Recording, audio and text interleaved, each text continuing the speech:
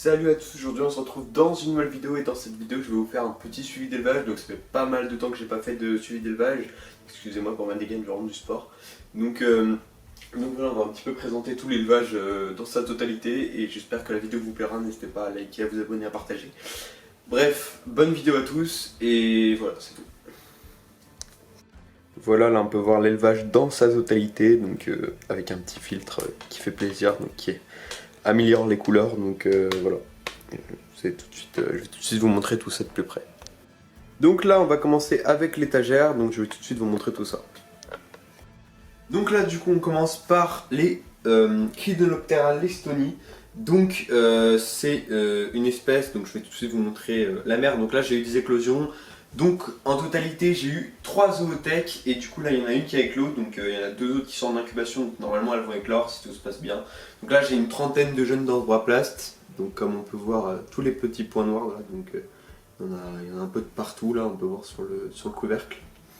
Voilà, et puis je vais tout de suite vous montrer la maman.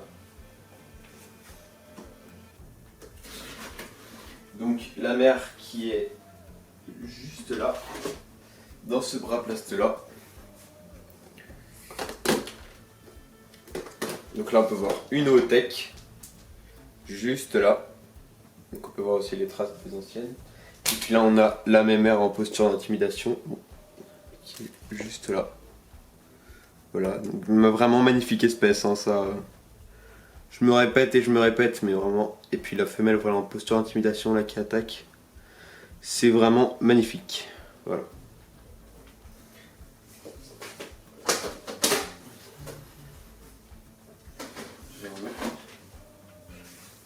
Ensuite, on va passer avec Parablepharis culi asiatica. Donc, je vais tout de suite vous montrer. Donc, on a deux couples, donc deux femelles, pardon, sub-sub et un mâle et 3 mâles subadultes. Et on a un mâle L4, L5 et 2 femelles L4, L5. Je vais tout de suite vous montrer ça. Donc là, on a une femelle sub-sub que je vais vous montrer de plus près. Et puis là, donc là on a juste ici un mâle donc qui est subadulte, qui a un petit décalage, bon c'est pas énorme, donc ça normalement ça devrait aller. Donc un petit mâle Parablepharis culi asiatica. Voilà, donc là on peut la voir de plus près. Donc une femelle Parablepharis culi asiatica qui est assez rare en élevage, même si maintenant elle s'est assez répandue.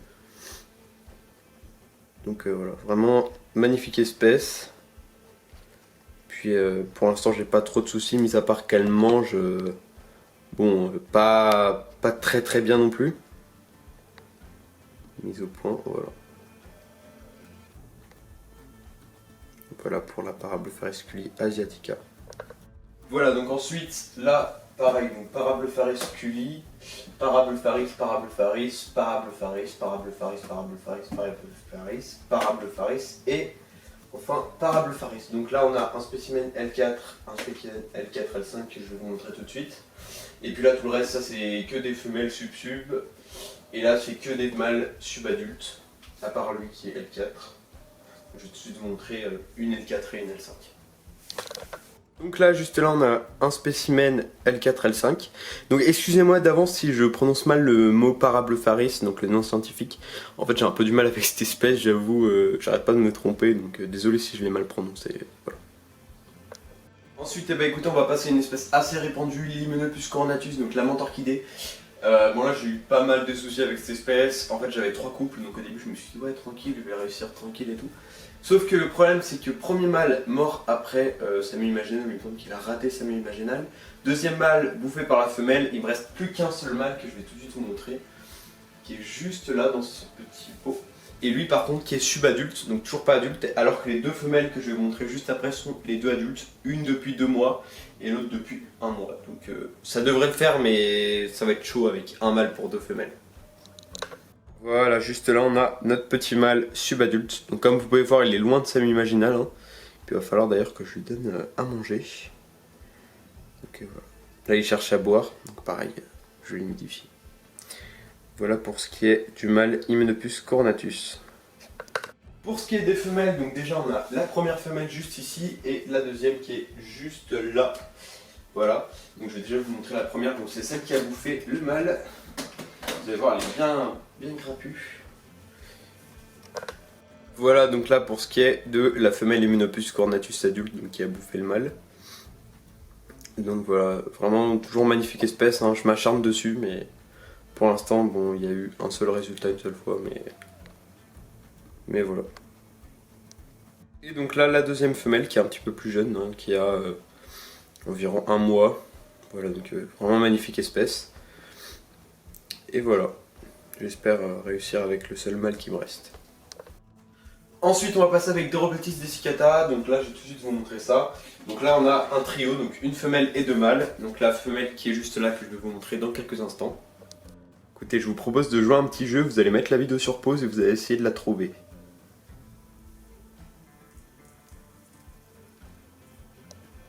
Donc, elle est juste là. Voilà.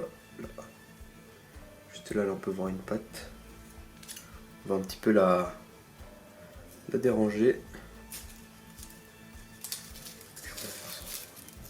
Voilà, la femelle Doropetis dessicata subadulte.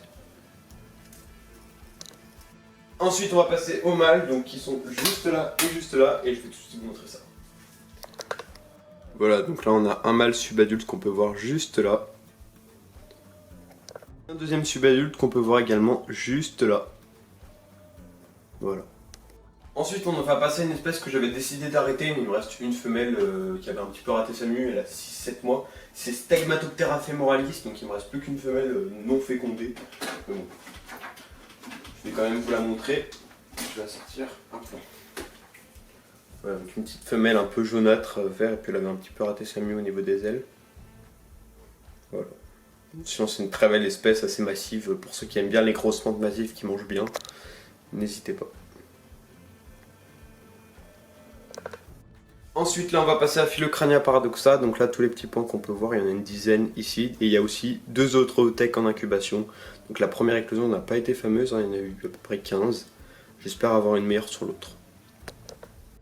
Ensuite on va passer tout simplement aux Odonomantis, donc j'avais eu une oothèque qui a éclos, et donc il me reste 6 L4, 6 L4, donc le reste c'est bouffé, et puis il y en avait eu une dizaine qui étaient sortis de l'oothèque, que je vais tout de suite vous montrer de plus près. J'ai hésité de la sortir, mais comme vous pouvez voir, je les maintiens en petit pot parce que c'est vraiment une mini menthe, on l'appelle la menthe fourmi en élevage. Donc, Odonomantis. Voilà, donc elle est juste là. Donc là, c'est un spécimen L4, L5. Je ne sais pas encore sexer. Et puis j'en ai 6, donc que je vais vous montrer tout de suite. Voilà, donc on en a une juste ici, une juste ici, une juste ici, une juste ici, une juste ici, et je sais plus du tout où est-ce que j'ai mis le dernier pot. Bon, il doit être derrière. Bon, en gros, j'en ai 6. Voilà. Et là, donc, je vais vous faire part d'une nouvelle acquisition, donc acquérie hier chez Mantis Passion, donc à sa porte ouverte. Je vous conseille vraiment Mantis Passion, un super éleveur passionné qui fait vraiment un super élevage, et vraiment je conseille. Donc là, on a des Heterochaeta orientalis, donc on a 6, donc on a 3 couples que je vais montrer tout de suite de plus près.